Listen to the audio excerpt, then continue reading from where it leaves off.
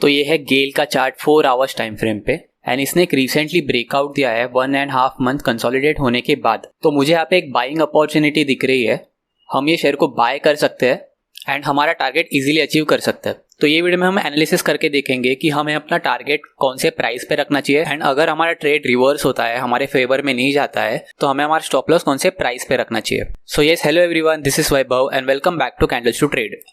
तो ये शेयर ने 2 अगस्त से लेके 18 सितंबर तक कंसोलिडेट किया है एक ही प्राइस पे, जो कि है 1.5 मंथ एंड इसने रिसेंटली एक ब्रेकआउट दिया है एंड एक रिटेस्ट भी हो चुका है।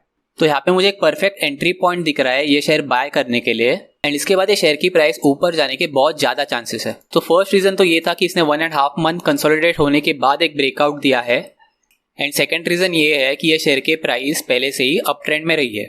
अगर हम यहाँ पे देखें तो पहले से शेयर की प्राइस अप ट्रेंड में थी एंड ये कंसोलिडेट होने के बाद अभी ये रिसेंट ब्रेकआउट देने के बाद वापस से शेयर की प्राइस अप ट्रेंड में कंटिन्यू हो सकती है। तो यहाँ पे मुझे एक अच्छी बाइंग अपॉर्चुनिटी दिख रही है और यहाँ पे हम एक ट्रेड ले सकते हैं, हम एक लॉन्ग पोजीशन बना सकते हैं।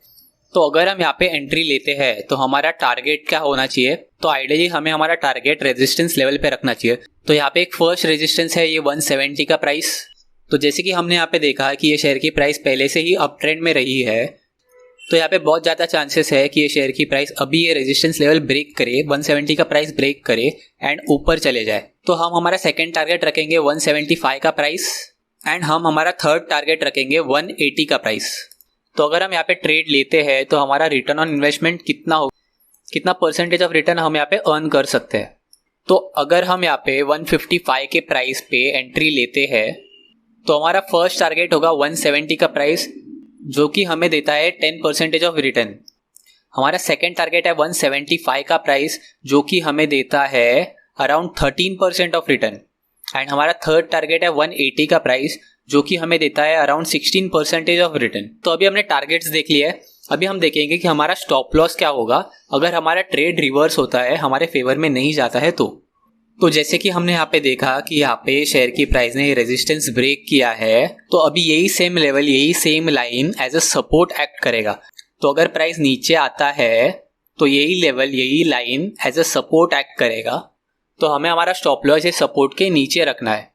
तो हम हमारा स्टॉप लॉस रखेंगे 149 के प्राइस पे एंड यहाँ पे मुझे एक बहुत ही अच्छा रिस्क टू रिवॉर्ड रेशियो भी दिख रहा है। तो यहाँ पे एक बहुत ही अच्छी बाइंग अपॉर्चुनिटी दिख रही है मुझे। So yes, that's it for this video. Thank you so much for watching.